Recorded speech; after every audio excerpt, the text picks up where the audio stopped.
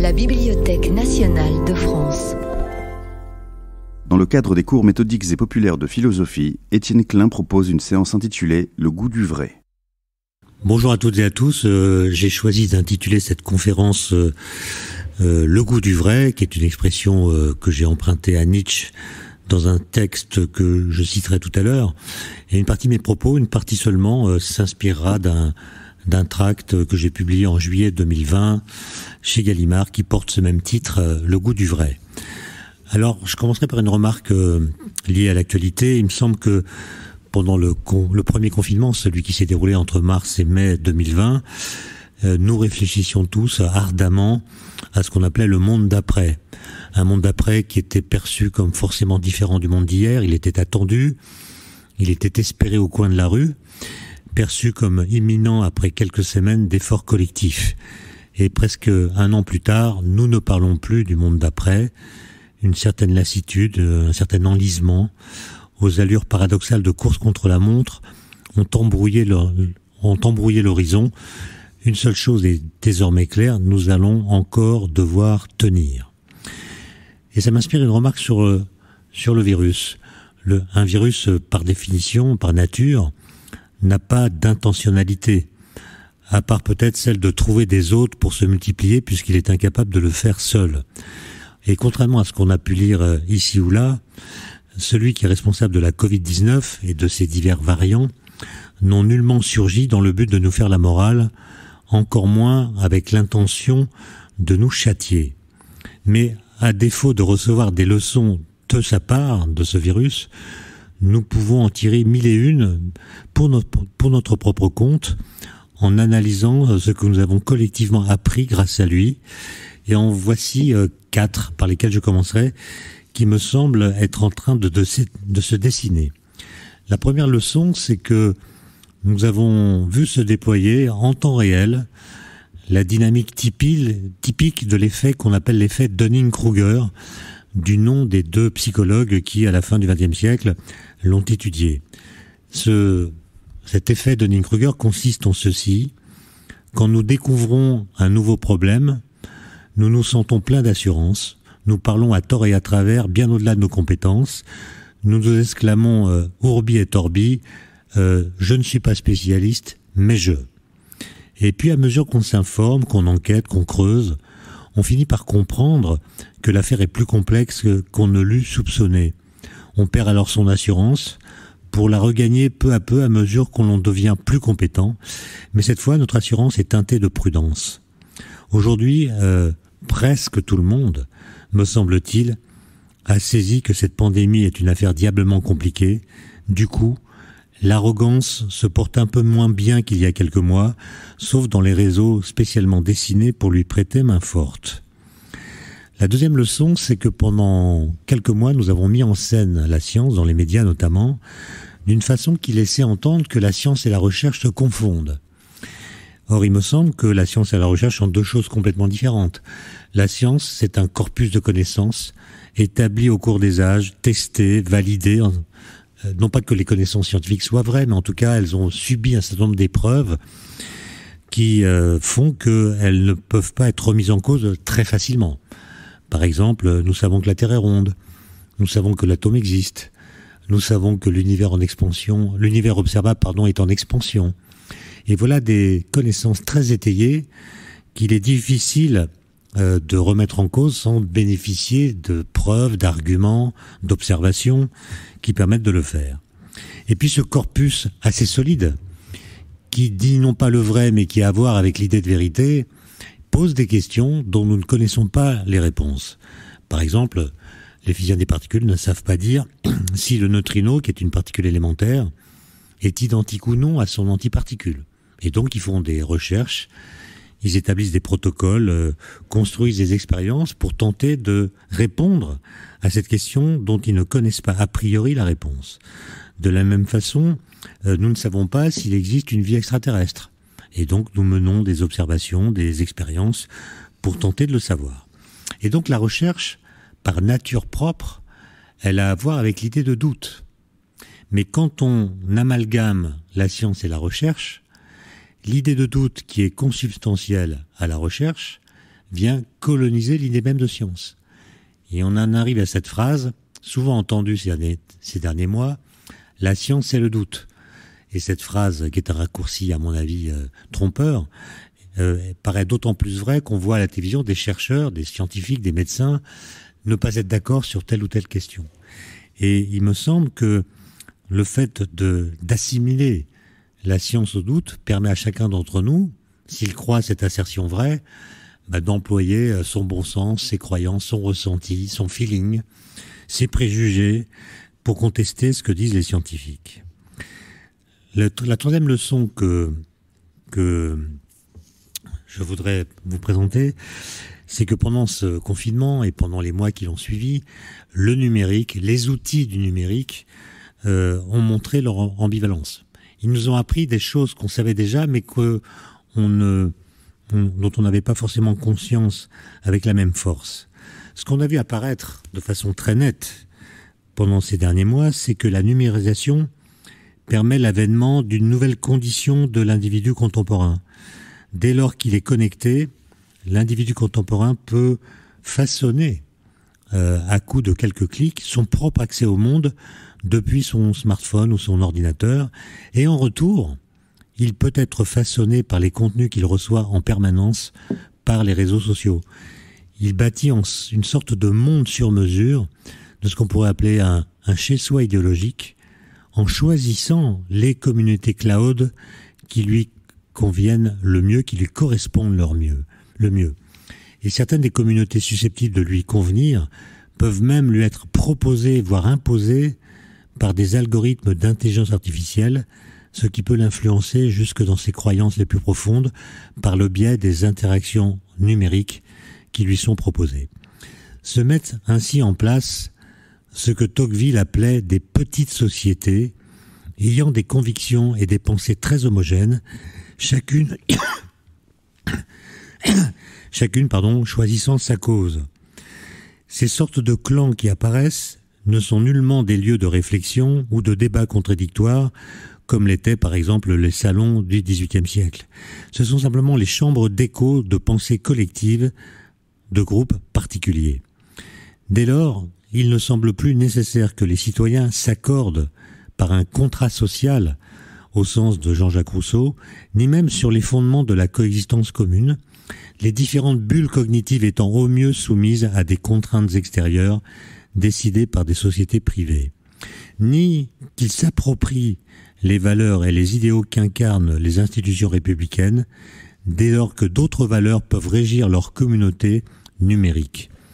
Se met en place une sorte d'individualisation du contrat social, c'est-à-dire une sorte de primauté du soi connecté et de la communauté virtuelle sur l'ordre politique, si bien que le subjectif et le spontané en viennent à l'emporter sur le social et le réfléchi. En somme, chacun peut défendre sa vérité. Et cette tendance, me semble-t-il, se trouve facilitée par les nouveaux usages du numérique qui démultiplient les canaux de diffusion horizontale des idées.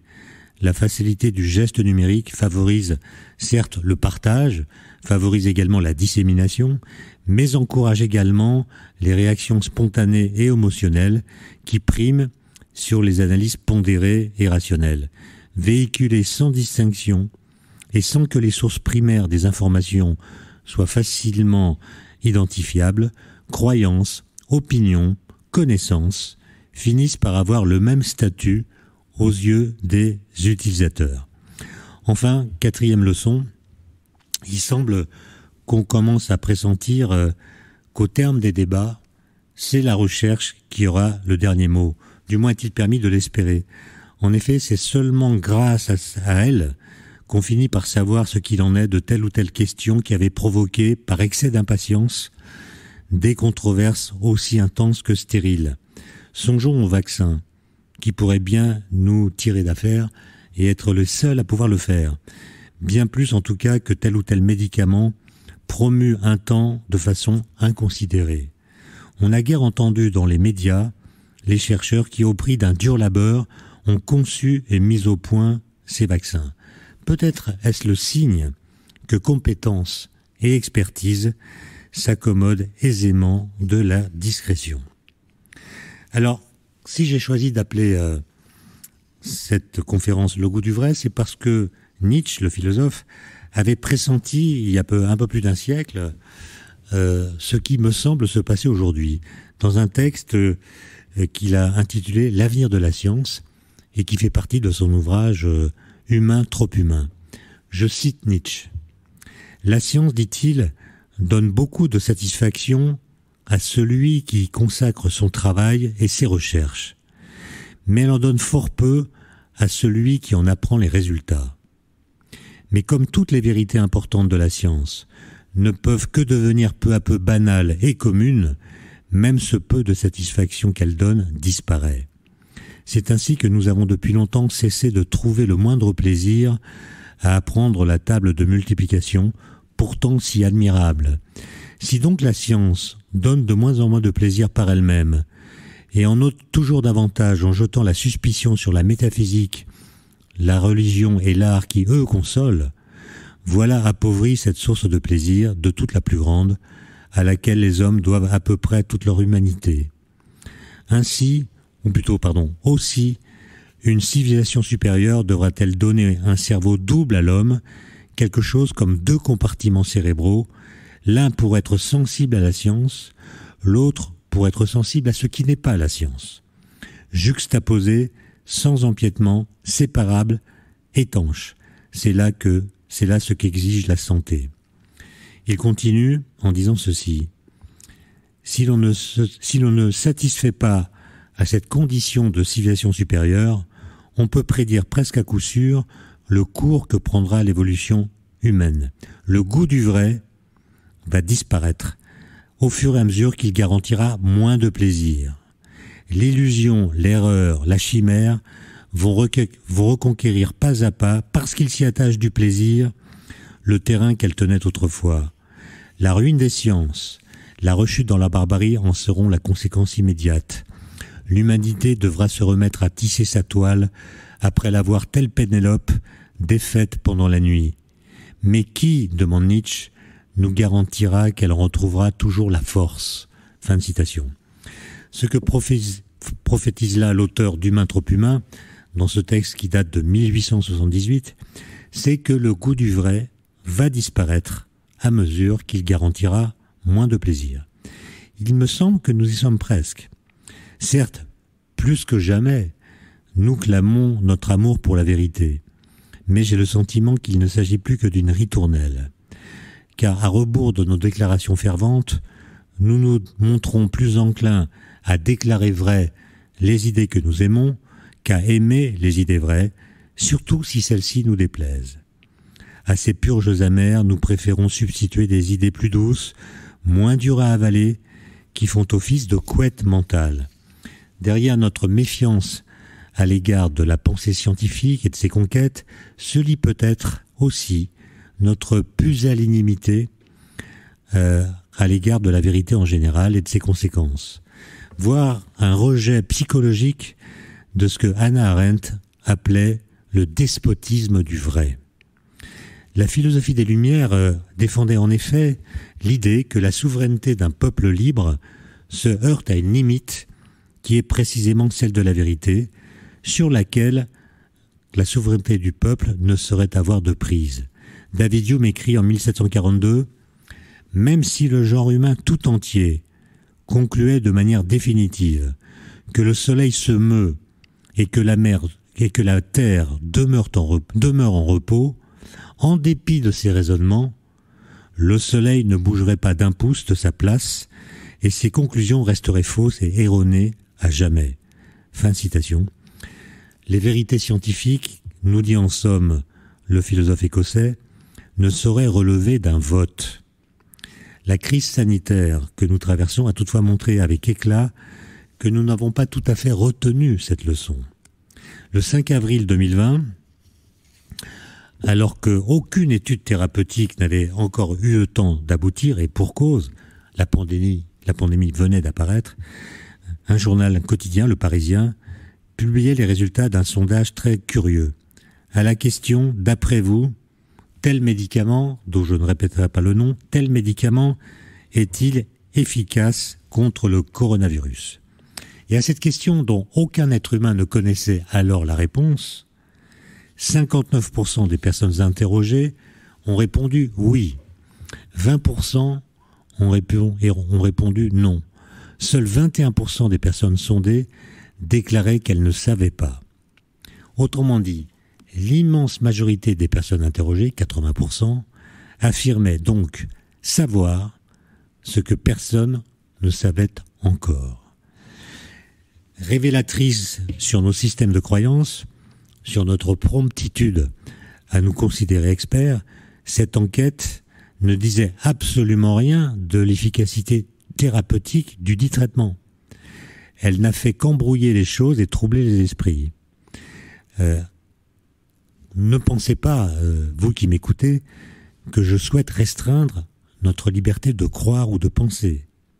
Il me semble simplement important de pointer 4 biais qui contaminent à notre insu notre liberté de croire et de penser et amplifient leurs interférences mutuelles. Le premier biais, c'est la tendance que nous avons à accorder davantage de crédit aux thèses qui nous plaisent qu'à celles qui nous déplaisent. Sans aller y voir de trop près, nous adhérons spontanément aux vérités, entre guillemets, qui répondent à nos vœux, rejetant les autres d'un revers de main. Gouvernés par nos émotions, notre feeling, nous prenons nos désirs pour des réalités. Et tant pis pour les faits ou les arguments qui viendraient nous les démentir. Deuxième biais cognitif, ce que certains appellent l'ipsédixitisme, qu'on pourrait traduire par cette phrase « Dès lors que le maître lui-même l'a dit, alors on ne discute plus ».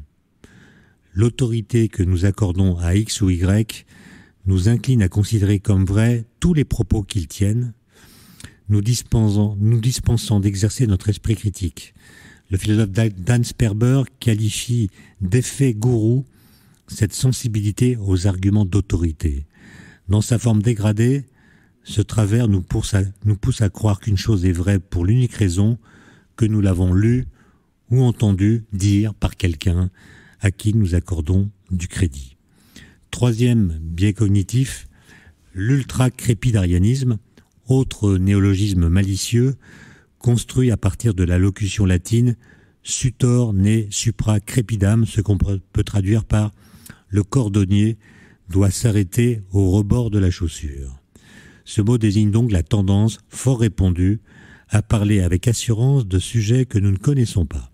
Il ne s'agit pas de critiquer ici cette tendance, l'ultra-crépidarianisme, qui est un des supports de la démocratie. Lorsque nous allons au café, je parle de temps anciens, discuter avec nos amis, nous parlons au-delà de ce que nous savons, nous discutons, nous émettons des hypothèses, nous allons donc émettre des avis, des arguments, des connaissances apparentes qui vont au-delà de nos connaissances réelles.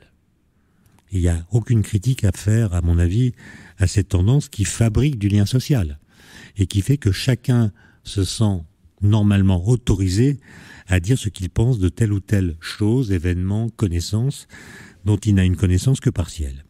En revanche, lorsque, s'agissant de questions scientifiques complexes, on utilise son ressenti pour en juger, cela peut conduire à des effets très négatifs. Quatrième biais cognitif, je dirais que c'est la confiance accordée à l'intuition personnelle, au bon sens, aux évidences apparentes, pour émettre un avis sur des sujets scientifiques. Or non, la gravité ne fait pas tomber les corps lourds plus vite que les corps légers, même si l'on voit bien que les boules de pétanque chutent plus rapidement que les feuilles mortes. Non, le mouvement des corps qui ne sont soumis à aucune force ne s'arrête jamais, même si notre bicyclette finit par s'immobiliser si nous cessons de pédaler. Non encore, l'eau froide ne gèle pas toujours plus vite que l'eau chaude, alors même que l'eau chaude doit d'abord devenir froide avant de devenir glace. La science prend souvent l'intuition à contre-pied, contredit presque toujours le bon sens et n'a que faire de la bureaucratie des apparences. Dans la formation de l'esprit scientifique, oui, car il faut bien une formation pour être un esprit scientifique, Gaston Bachelard expliquait que faire de la science, c'est penser contre son cerveau. Expression paradoxale, n'est-ce pas avec son cerveau qu'on pense? Mais Gaston Bachelard entendait par là que l'accès à la science exige une analyse critique de certaines idées, en apparence évidentes, qui campent paresseusement dans notre boîte crânienne. La science réclame de l'audace, celle de s'ouvrir à une pensée que la pensée immédiate, celle de s'ouvrir à une pensée, à une autre pensée que la pensée immédiate, afin de provoquer celle-ci, de la tester, voire de la contester. Ouvrez n'importe quel manuel scientifique, de quelque discipline que ce soit, vous y constaterez que les sciences sont de grosses machines à pulvériser les préjugés et à contredire les interprétations spontanées que nous faisons des phénomènes qui nous entourent. Le droit des citoyens à poser des questions, à enquêter, à émettre des avis, à interpeller les chercheurs comme les gouvernants, n'en demeure pas moins un droit absolu. Et il doit leur être répondu de la façon la plus honnête possible. Mais avoir un avis n'équivaut nullement à connaître la justesse ou la fausseté d'un énoncé scientifique. Les revues scientifiques ne sont certes pas parfaites. Il leur arrive de publier des articles contenant des erreurs ou présentant des conclusions biaisées. Mais ni Twitter ni Facebook n'ont vocation à concurrencer la revue Nature, encore moins à en tenir lieu, comme ils tentent parfois à le faire ces derniers temps. Au demeurant, l'indépendance de la vérité scientifique évoquée par David Hume n'enlève rien à la liberté individuelle. Ni Newton, ni Darwin, ni Einstein n'étaient des dictateurs en puissance. Elle la protège au contraire, du moins en démocratie. Car lorsque le pouvoir ment, trompe ou se trompe, l'individu peut alors se réclamer de cette vérité pour le contester. Hume laisse toutefois dans l'ombre un point important. Il sous-entend, lui, que les vérités de science sont absolues et définitives. Or, ce n'est pas tout à fait le cas.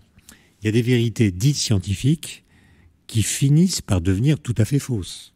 Par exemple, la théorie qu'on appelait la théorie du phlogistique, qui postulait au XVIIe siècle que la combustion d'un corps consiste en l'émission par ce corps d'un fluide, qu'on appelait le phlogiston, a été invalidée par Lavoisier au XVIIIe siècle. Donc cette idée qui était considérée comme vraie est devenue fausse. Elle a été démontrée fausse. Idem pour l'éther qu'on appelait l'éther luminifère au XIXe siècle, qui était censé servir de support à la propagation de la lumière.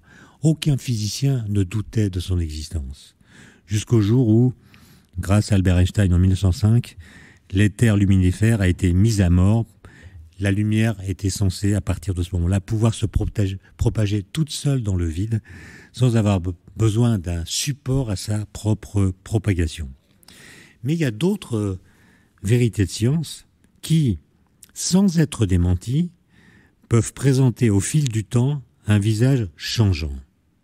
Ainsi, dans une certaine mesure, il est devenu inexact de dire que la Terre tourne autour du Soleil, car cette formulation laisse entendre, en effet, que le Soleil occuperait une sorte de centre ou constituerait un référentiel au statut particulier différent des autres. Or, les succès de la théorie de la relativité générale d'Einstein, de 1915, ont formellement établi que, en fait, le principe de base de cette théorie, à savoir que tous les référentiels sont strictement équivalents, était vrai. En clair, il n'en est pas un dont on pourrait dire qu'il a quelque chose de spécial par rapport aux autres référentiels, et cela vaut bien sûr pour le référentiel associé au Soleil. Copernic et Galilée s'étaient-ils pour autant trompés? Non, pas vraiment. Ils avaient apporté à leur époque la bonne réponse à une certaine question bien posée. Mais depuis, des révolutions scientifiques ont bouleversé la façon de comprendre la gravitation, donc la description des phénomènes qu'elle régit. Comme quoi, lorsqu'on invoque des vérités de science, il convient d'être précis et prudent dans la façon de les énoncer. Faute de quoi, on ouvre grand la porte à ceux qui ne leur reconnaissent pas ce statut, les traitent par le dédain ou les contestent au nom de leur intuition. Ensuite, je pense que il faut prendre acte que certains sujets se prêtent, je parle de sujets scientifiques, se prêtent à des discussions passionnées, et d'autres non. On a en quelque sorte une passion sélective. Dans le Léviathan, son fameux livre de 1651, Thomas Hobbes faisait remarquer que la doctrine du juste et de l'injuste est, je le cite, perpétuellement disputée tant par la plume que par l'épée, alors que la doctrine des lignes et des figures ne l'est pas. On ne se querelle pas pour de la géométrie. Dans ce domaine, en effet, quelle que peut être la vérité, les hommes n'en ont cure, car elle ne contrecarre pas l'ambition, le profit ou la concupiscence des uns ou des autres.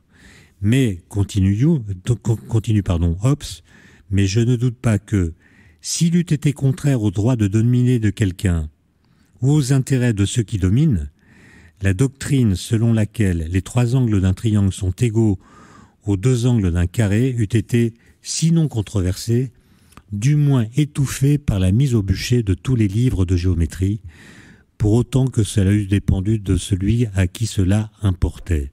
Fin de citation. Il est en effet des vérités que nous ne discutons guère parce que nous les ignorons, parce qu'elles nous sont parfaitement indifférentes, ou parce qu'elles ne menacent aucun pouvoir installé, aucun intérêt politique ou religieux. C'est notamment le cas pour les vérités d'ordre mathématique. Nul ne s'avisera de nier que le théorème de Pythagore, démontrable de multiples façons, est un énoncé vrai, du moins dans un espace euclidien plat. Nul ne s'avisera de contester qu'il existe bel et bien un nombre infini de nombres premiers, ainsi qu'il est aisé d'en établir la preuve formelle. C'est également le cas pour les découvertes fondamentales. Nul n'est venu contester la détection du boson de Higgs faite en 2012. Il est vrai que la révélation de son existence, qui ne dure jamais que 10 puissance moins 23 secondes, ne risquait guère d'ébranler les intérêts matériels ou symboliques de quiconque. Quant aux résultats scientifiques qui viennent déranger le monde des humains, leur façon de penser ou leur mode de vie, c'est une toute autre affaire. On assiste de plus en plus souvent à leur dégradation médiatique en simples opinions que chacun se sent libre de contester par toutes sortes d'arguments. L'exemple en la matière peut venir de très haut. On se souvient de certains ministres, honorablement connus pour ne pas être climatologues du tout, déclamant à l'envi sur les plateaux de télévision que les découvertes alarmantes sur le changement climatique ne devaient pas être prises au sérieux, la climatologie n'étant, selon lui, pratiquée que par des incompétents. Aujourd'hui, la tendance à avoir un avis non éclairé sur tout et à le répandre largement me semble gagner en puissance. Dans son sillage, elle distille l'idée que la science, surtout lorsqu'elle devient dérangeante, ne relève que d'une croyance parmi d'autres. Elle serait une sorte d'église émettant des publications comme les papes des bulles, que les non-croyants ont tout lieu non seulement de contester, mais aussi de mitrailler de commentaires à l'emporte-pièce. Ainsi offre-t-on une prime à ceux qui crient le plus fort et s'exhibent le plus. La pandémie de Covid-19 fut à cet égard un moment particulièrement édifiant. Pendant les premiers mois, nous avons vu se propager une forme très vivace de populisme scientifique, ou, pour citer le sociologue Gérald Bronner, de démagogisme cognitif.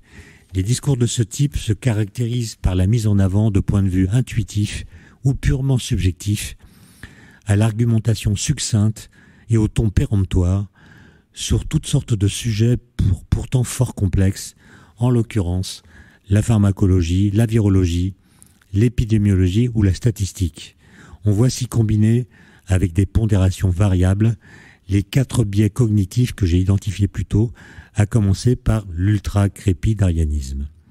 Au cours des premières semaines de confinement, vous en souvenez, à propos du fameux traitement dont l'efficacité n'était pas encore formellement établie, la recherche demande du temps, on a pu lire sous la plume de hauts responsables politiques, dont certains anciens ou anciennes ministres, flairant un bon coup à jouer, des déclarations commençant par « Je ne suis pas médecin, mais je pense que ».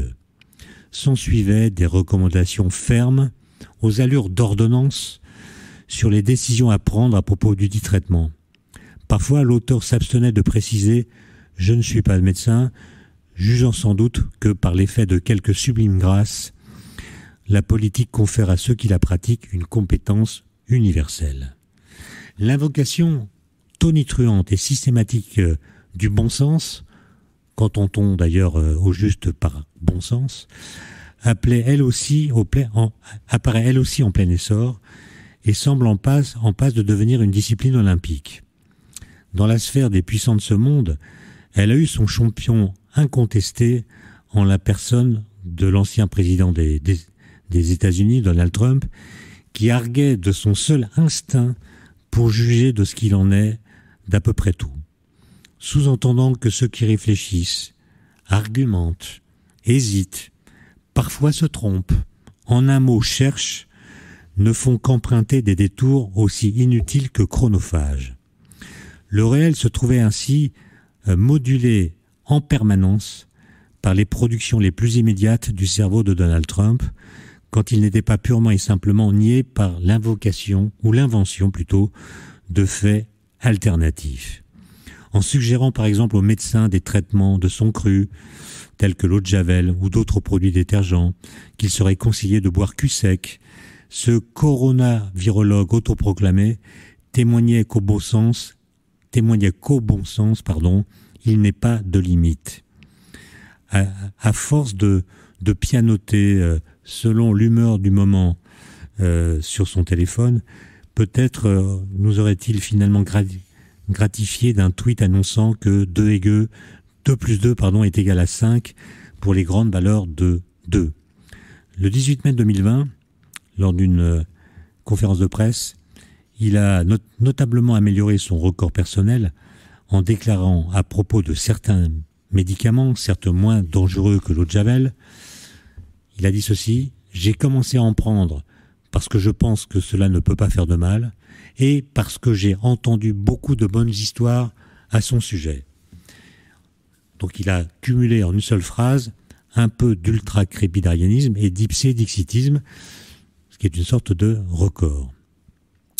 Pour peu que leur ego ait atteint la bonne surdimension, certains de plus en plus nombreux accordent aujourd'hui à leur ressenti un crédit suffisant pour trancher d'un simple coup de phrase des questions vertigineusement complexes, tout en reconnaissant pour les plus honnêtes d'entre eux qu'ils n'y connaissent absolument rien. C'est en cela peut-être que notre époque est aussi une époque formidable. Brandir son non-savoir pour délivrer à la cantonade toutes sortes d'injonctions, telle semble être la forme la plus manifeste du narcissisme contemporain. Si les sachants, les spécialistes, les chercheurs ne sont pas vaccinés contre le narcissisme, ils n'ignorent pas quant à eux le contenu des savoirs. Et pour cause, ce n'est qu'au prix d'un long et dur labeur qu'ils ont appris à maîtriser leur discipline. Cette connaissance acquise leur permet justement de nommer ce qui fait trou dans la connaissance, de pointer les lacunes que leurs recherches ont pour fin d'inquiéter. Ce qui ne les exempte en rien des défauts coutumiers à l'homme, mauvaise foi, arrogance, bêtise, cupidité, précipitation, aveuglement, etc. Comme tout un chacun, les scientifiques peuvent se tromper, subir l'influence des idéologies ou des lobbies, parfois même tricher, de sorte que leur déclaration quant à la vérité de tel ou tel résultat ne saurait être prise pour argent comptant. Il n'empêche que dans leur champ de compétences, ils en savent en général plutôt davantage que ceux qui en savent moins. Pardon pour le truisme. N'étant hélas pas né de la dernière pluie, je n'ignore pas évidemment qu'il existe des zones grises, des situations ambivalentes où la vérité se montre hésitante, parfois même plurielle, prête pour les controverses. Ce sont alors la prudence et l'humilité qui devraient prévaloir. Je dis bien qui devrait. Pour être tout à fait franc, je ne connais pas de définition précise de la science, car la science n'est pas une. Les sciences, les diverses sciences, diffèrent entre elles par leurs objets, leurs moyens, leur méthodologie. Toutefois, qu'il s'agisse de physique théorique, de médecine, de sociologie, toutes répondent à cette caractérisation, certes imparfaite car ambivalente, autoréférente, mais utile. Les sciences progressent par l'organisation collective des controverses scientifiques. Elles ne sont pas affaires de proclamation individuelle, ni de communauté, ni de communiqué autopromotionnel. Pour reprendre les mots du philosophe Karl Popper, elle procède, je le cite, de la coopération amicalement hostile des citoyens de la communauté du savoir. Fin de citation. Tout résultat scientifique passe d'abord sous les fourches codines des pairs, donnant matière à interprétation, à discussion, voire à d'homériques engueulades. Bien sûr, cela ne met pas à l'abri d'éventuelles erreurs, plus ou moins persistantes, mais c'est grâce à cette épreuve liminaire que la science peut finalement prétendre avoir fait parler de façon à peu près claire un bout du réel. Nul résultat de recherche ne tombe directement du ciel. Il faut laborieusement aller le chercher, en faisant des observations, des mesures, en traquant les incertitudes, les à peu près, les biais, les zones d'ombre qui se nichent dans les coins de l'expérience ou d'un calcul. C'est l'ensemble de ces tâches qui représente la phase la plus chronophage de la recherche. Dès lors, en situation de crise et d'incertitude, telle que l'actuelle pandémie, surgit inévitablement un conflit entre deux temporalités. Celle du politique, qui doit prendre des décisions dans l'urgence, et celle de la recherche, qui peut certes accélérer ses protocoles, mais en aucun cas s'affranchir de toute méthodologie, sous peine de briser la branche sur laquelle elle s'est laborieusement hissée. Il n'est évidemment pas facile pour les chercheurs de résister à la pression qui exerce sur eux notre propre impatience. Conscients de ne pas tout savoir, du moins pas encore, au sujet d'un virus qu'ils découvrent à peine, ils font face à des citoyens conscients que leur salut est suspendu aux résultats des études en cours. Cela posé, la seule invocation de l'urgence n'a jamais rendu un traitement encore à l'étude plus efficace ou moins dangereux qu'il n'est en réalité. En de telles circonstances, notre hâte de savoir crée une demande de conclusion, de certitude, que les scientifiques ne peuvent pas satisfaire, puisque précisément, ils les cherchent encore. Ainsi se trouvent-ils médiatiquement débordés par ceux qui clament des conclusions simples et tranchées, ô combien plus plaisantes à nos oreilles que leurs discours encore hésitants, parfois maladroits et souvent truffés de conditionnels. Quand il y a urgence à agir, quels doivent être les rôles respectifs des politiques et des scientifiques? Au premier incombe de tenir la barre et de fixer le cap. C'est donc à eux et à eux seuls de prendre des décisions et de les annoncer. Pour ce faire, il leur faut bien sûr tenir compte de ce que les scientifiques savent, mais aussi de ce qu'ils ne savent pas. Dès lors, quel doit être le rôle des scientifiques auprès des gouvernants? Le juriste Alain Supiot le définit comme un service de phare et de balise. Ils doivent éclairer les politiques, les mettre en garde sur la présence de récifs ou d'écueils, mais sans jamais prendre leur place, jonglant avec une multiplicité de paramètres, de l'économique au psychologique, en passant par le sociétal. La politique ne saurait en effet se résumer à de la médecine appliquée. Nul besoin d'être sorti major de l'ENA pour comprendre qu'il s'agit d'un exercice d'équilibriste. J'ai parlé tout à l'heure en introduction de l'effet Dunning-Kruger.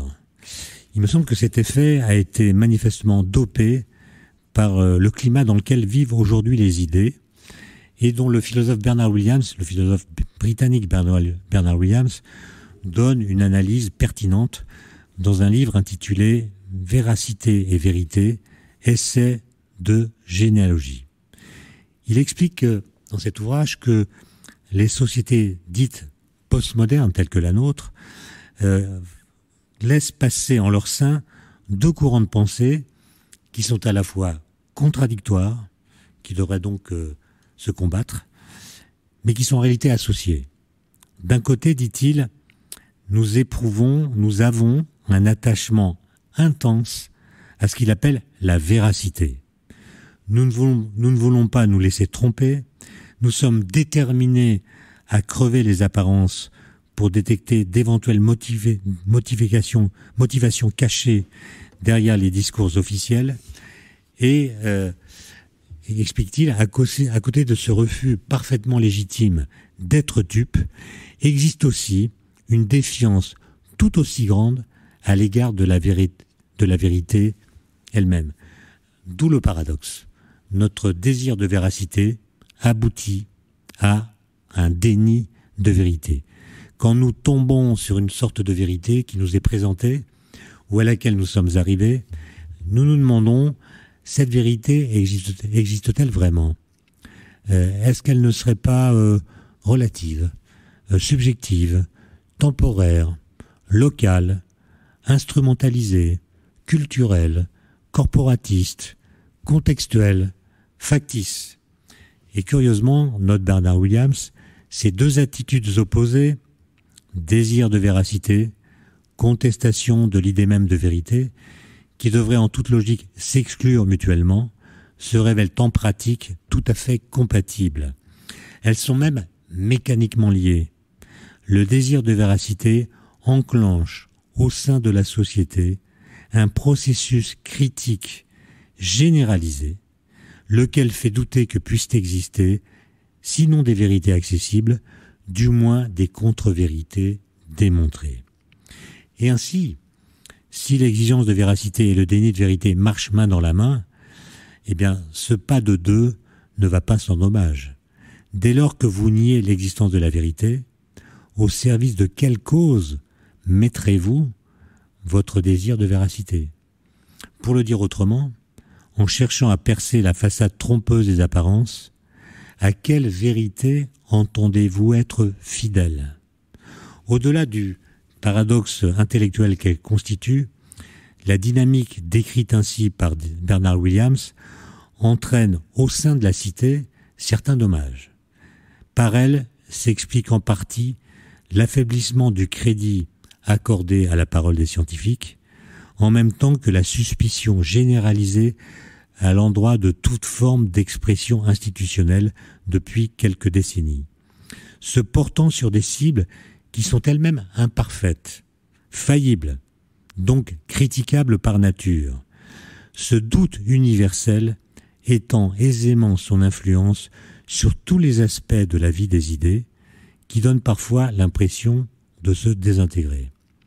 En conséquence, même s'il se sait notoirement incompétent, chacun d'entre nous se sent désormais fondé à se dire compétent à sa façon. Il se trouve que en 1984, j'ai lu le roman de Orwell, 1984. Je ne sais pas trop si c'était une coïncidence parfaite ou simplement pour pouvoir écrire un jour cette phrase. J'ai lu 1984 en 1984, mais je me souviens encore de ma stupeur en découvrant cette implacable description du monde totalitaire, où la vérité est toujours mise en question. Non que les hommes politiques des régimes totalitaires aient l'apanage du mensonge, mais dans l'univers décrit par Orwell, c'est la distinction même entre vérité et mensonge, entre vérité et fiction, qui devient superflue, dès lors qu'elle contrevient à des exigences d'utilité et de convenance. En fait, dans ces régimes-là, le réel est sommé de se taire. Seul importe de maintenir la croyance collective dans la fable officielle. Lorsque l'idée même de vérité est ainsi abrogée, c'est la notion de monde commun qui se trouve elle-même néantisée. L'échange entre humains devient impossible, qu'il s'agisse d'un échange d'idées, de jugements, de sentiments ou d'émotions. La capacité de penser par soi-même est elle aussi abolie. Répertoire de la langue réduit au minimum, lexique et syntaxe simplifiés à l'extrême, l'exercice de l'intelligence devient impossible. Tout argument contraire aux intérêts du pouvoir n'est pas seulement interdit, il ne peut même plus se former dans le cerveau des individus. Dans de tels régimes, la notion d'information objective perd évidemment tout sens. L'histoire y est constamment réécrite en fonction des besoins du moment, et les découvertes de la biologie, de la physique, peuvent être niées ou reformulées pour peu qu'on les juge inappropriées. Après la Seconde Guerre mondiale, alors que l'affaire Lysenko battait son plein, le physicien russe Georges Gamow, alors installé aux États-Unis, résuma joliment les thèses de ceux qui, dans son pays d'origine, piétinaient la vérité scientifique pour affirmer l'hérédité des caractères acquis. Il écrit ceci: « Là-bas, quand un enfant ressemble à son père, ils disent que c'est en vertu des lois de Mendel. Quand il ressemble au facteur, ils disent que c'est un effet de l'environnement. » Fin de citation. Il y a quelques années encore, je pensais que seuls les pays sous la coupe d'un régime totalitaire, ou en passe d'y tomber, étaient concernés par cette menace. Je me demande désormais si je ne devrais pas réviser mon jugement. Certains épisodes récents, aux États-Unis ou en Europe, sont venus illustrer la nouvelle fragilité des vérités de science dans des sociétés pourtant démocratiques. Deux phénomènes se conjoignent dangereusement. D'une part, les vérités, scientifiques ou autres, peuvent y être victimes de ce que Alexandre Coiré appelait des conspirations en plein jour. On peut voir se déployer dans des démocraties des conspirations en plein jour, c'est-à-dire des mensonges publiquement assénés. Et d'autre part, nous utilisons, comme je viens de le dire, toutes sortes de stratagèmes intellectuels pour ne pas accorder de crédit à ce que l'on sait, si les implications théoriques ou pratiques de nos savoirs nous chagrinent, nous déplaisent ou nous embarrassent. Il a été beaucoup question de la post-vérité, surtout depuis la première campagne présidentielle de Donald Trump. Et en fait, ce terme post-vérité avait été introduit bien avant, dès 1992, par Steve Tezicht, au lendemain de la première guerre du Golfe, dans un pamphlet intitulé « La déroute de l'Amérique ». L'auteur y constate que le peuple américain, après les mensonges de Richard Nixon et puis ceux de Bush ensuite, en est venu à avoir peur de la vérité, qui est toujours associée à des informations qui attristent ou déçoivent. Et donc, Steve Tezicht, dans cet ouvrage, fait dire au peuple américain « Nous ne voulons plus de mauvaises nouvelles. Nous attendons du gouvernement qu'il nous protège de la vérité. » Même s'il s'inspire de George Orwell, Steve Tezicht ne confond pas pour autant post-vérité et mensonge totalitaire. Je le cite: « Tous les dictateurs, jusqu'à ce jour, ont travaillé à supprimer la vérité. Nous, par notre action, nous affirmons que ce n'est plus nécessaire. Nous avons acquis un mécanisme spirituel qui peut priver la vérité de toute importance. En tant que peuple libre, nous avons décidé librement que nous voulions vivre dans un monde de post-vérité. Dans ce monde, nous sommes dorénavant privés de critères par lesquels nous pouvons évaluer les choses, de sorte que nous choisissons de voir la vertu dans la banalité. C'est tellement nul, dit-il, que c'est bien. Nous appliquons cette philosophie à tous les aspects de notre vie. Fin de citation. L'on voit bien aujourd'hui comment le président américain a pu assez tranquillement dénigrer à coups de tweets compulsifs le contenu de rapports scientifiques qu'il n'avait pas jugé devoir lire. Dès son arrivée au pouvoir en 2017, n'avait-il pas clairement affiché la couleur en coupant l'herbe sous les pieds des scientifiques américains de l'Agence de protection de l'environnement? La politique industrielle qu'il entendait mener, exagérément favorable aux énergies les plus polluantes, n'était pas compatible avec les arguments fournis par les résultats de la science. Entre l'intérêt de Donald Trump et la vérité, comme l'avait pressenti Hobbes, que je citais tout à l'heure, l'un des deux devait s'effacer, et tant pis pour nous. Enfin, et pour finir, je voudrais revenir sur le texte de Nietzsche que j'ai cité tout à l'heure, dans lequel se trouve cette expression « le goût du vrai ».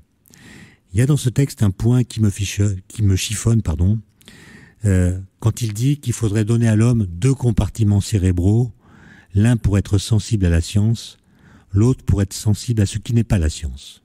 Et il dit que ces 2 compartiments doivent être juxtaposés, sans empiètement, séparables, étanches. Fin de citation. Il me semble au contraire que ces 2 compartiments devraient interagir sans cesse, collaborer, s'exalter mutuellement. Réflexion, connaissance, émotion, tout doit pouvoir engendrer en un seul et même élan une sorte de fête de l'esprit. Une affaire non pas de lampion, mais d'impétuosité, d'éclair, d'insurrection dans la pensée. Quiconque a fréquenté d'un peu près les questions scientifiques le sait. Il y a un érotisme des problèmes. Avec son objectivité froide et silencieuse, la science moderne semble pourtant n'avoir rien à dire qui puisse toucher notre affectivité. C'est du moins ce qu'en pensent de nombreux philosophes, tels Edmund Husserl ou encore Simone Weil, qui écrit ceci dans un livre qui s'intitule « L'enracinement ». Elle écrit ceci: « Depuis la Renaissance, la conception même de la science est celle d'une étude dont l'objet est placé hors du bien et du mal, surtout hors du bien, considéré sans aucune relation au bien. La science n'étudie que les faits comme tels. Or les faits, la force, la matière, isolés et considérés en eux-mêmes, sans relation avec rien d'autre, il n'y a rien là qu'une pensée humaine puisse aimer. » Fin de citation. Phrase terrible, mais peut-être inexacte, car elle passe sous silence, me semble-t-il, la joie profonde, la joie singulière qui surgit dans l'esprit lorsqu'enfin il comprend ce qu'il cherchait à comprendre. Je me souviens personnellement, comme si c'était hier, de mes premières joies intellectuelles au collège puis au lycée. Une démonstration mathématique qui devient lumineuse, un raisonnement abstrait, philosophique ou scientifique, qui fait mouche et qui éclaire ce à quoi il s'applique.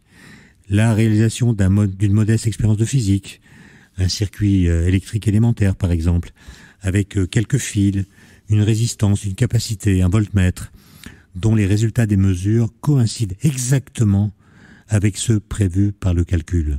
Chaque fois, c'était une révélation doublée d'une jubilation. Comprendre, découvrir la clé d'un raisonnement ou d'une découverte, vérifier une loi pourtant élémentaire, voilà qui vous déplace, qui vous écarte de vos façons habituelles d'être au monde. Mine de rien, vous devenez d'un coup quelqu'un d'autre. Ainsi, après un détour plus ou moins long, le réel soudain vous répond et vous fait signe. Il est donc tout à fait possible de garder vivante l'émotion de la quête, y compris à propos de découvertes très anciennes. Comme me l'a dit un jour mon ami Jean-Marc Lévy-Leblond, fort des observations astronomiques qu'il réalise chaque été avec ses petits-enfants, voir les satellites de Jupiter ou les anneaux de Saturne grâce à un petit télescope est autrement plus excitant que d'en apprendre l'existence dans un manuel, même si ce manuel est illustré de très beaux clichés. Car c'est alors un écho de l'émerveillement de Galilée que l'on sent pénétrer en soi, comme par l'effet d'une piqûre en intraveineuse.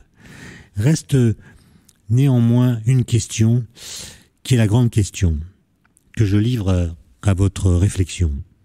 Comment élargir la rationalité pour qu'elle devienne généreuse, poétique, excitante, contagieuse?